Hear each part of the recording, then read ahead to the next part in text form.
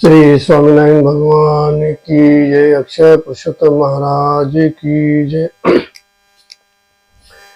कृपा करो मुझ पर हरि सुख निधि सहजानंद, आपके गुण गान करने बुद्धि दो भगवान। श्री स्वामीनारायण भगवान की जय। अक्षय पुरुषोत्तम महाराज की जय। गुणातीतानंद स्वामी महाराज की जय। भगत जी महाराज की जय।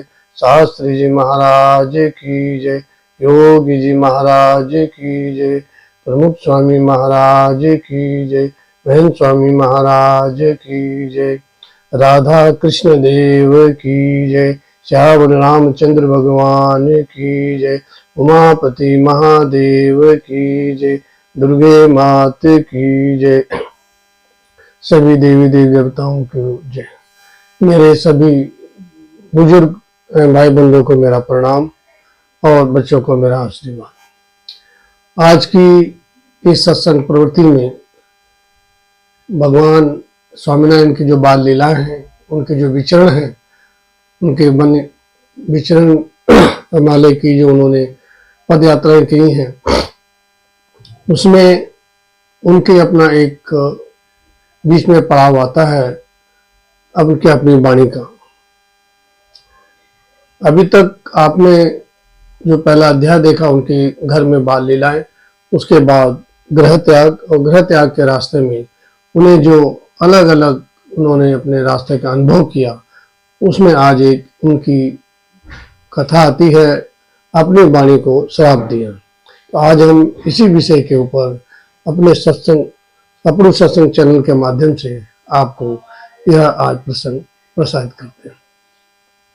मेरा उन्हीं सभी भाई बहनों से निवेदन है जिन्होंने अभी तक इस चैनल को सब्सक्राइब लाइक नहीं किया, वो कृपया इस चैनल को सब्सक्राइब लाइक करें और अपने जितने भी सभी संबंधी दोस्त भाई बंधु हैं उन सबको यह प्रसारित करें, ताकि भगवान स्वामीनारायण के गुणगान और लीलाएं सबको प्रसारित और सबको लाभ मिल सके।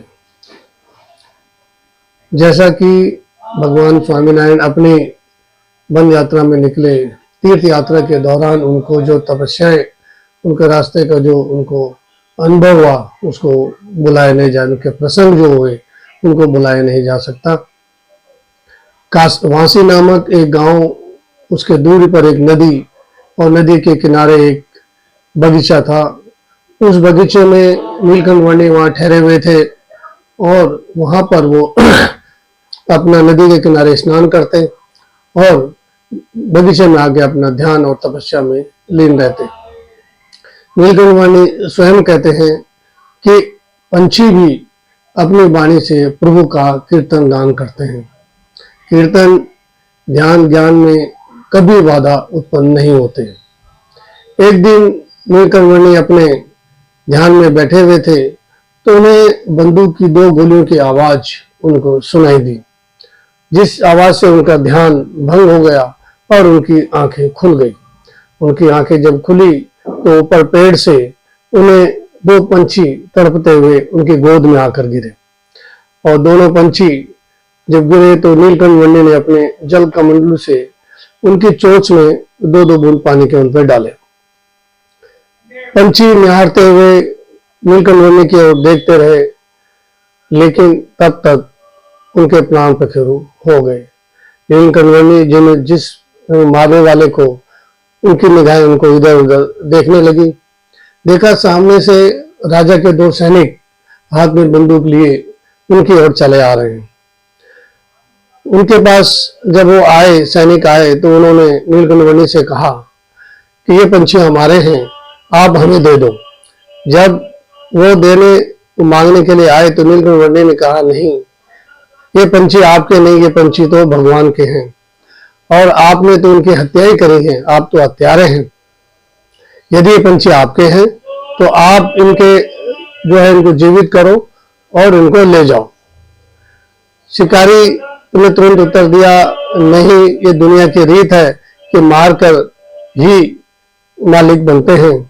तो नीलकंठ वर्णी ने आंसर दिया कि सभी मारकर मालिक नहीं बनते।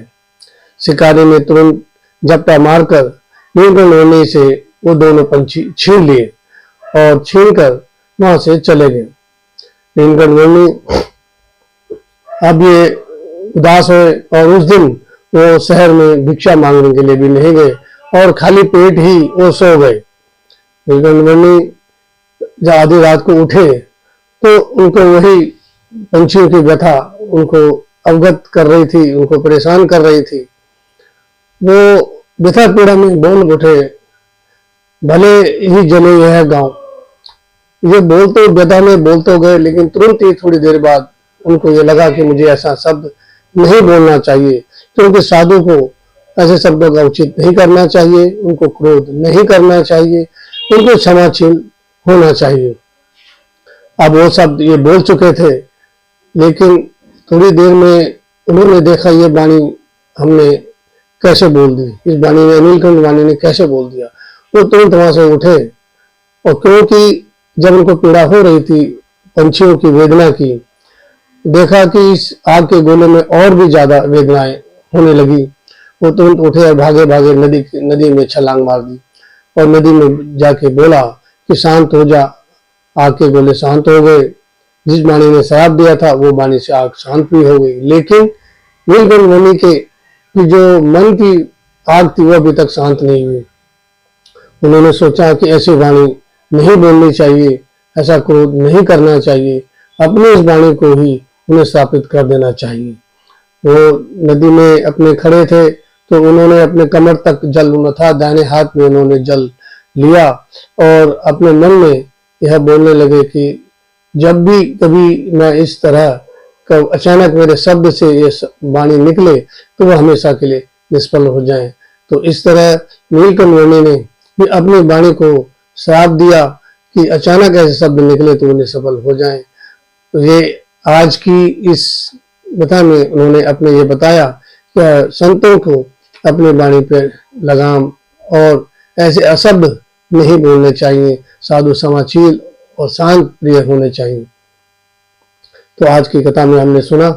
मैं आगे पुनः उन सभी भाई बहनों से प्रार्थना करूंगा कि जिन्होंने अभी तक चैनल को सब्सक्राइब लाइक नहीं किया वो लाइक करें, सब्सक्राइब करें और अपने सगे संबंधों को आगे फॉरवर्ड करें, सबको बताएं। इसी क्रम से आगे